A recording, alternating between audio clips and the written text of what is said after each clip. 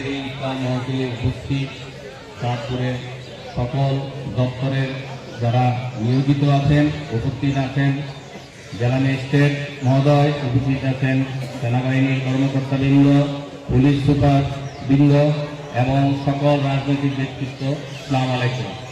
আমি অত্যন্ত গর্বিত যে আপনারা সবাই আমার ডাকে এসেছেন। তবে আমাদের সাংবাদিক বৃন্দ আছে, ব্যবসায়িক ভাইরাও এখানে উপস্থিত আছে। এই ইফতারিটা আমার জন্য একটি স্মৃতির দিন।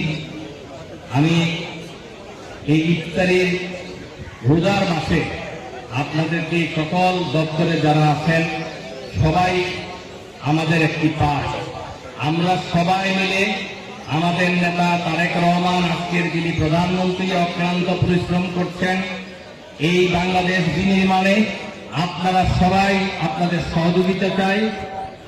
আপনাদের এই সহযোগিতা যদি আমরা পাই, আমার বিশ্বাস আমরা চাঁদপুরে আগামী 5 বছরে চাঁদপুর বিনির্মাণে আমরা সফলতা অর্জন করব।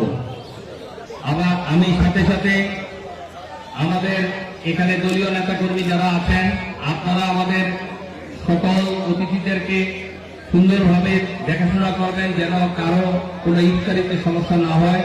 আমাদের নামাজের ব্যবস্থা আছে বাম দিকের মাঠে। ইফতারির পরে আমরা নামাজ পড়বো এখানে এবং আপনাদেরকে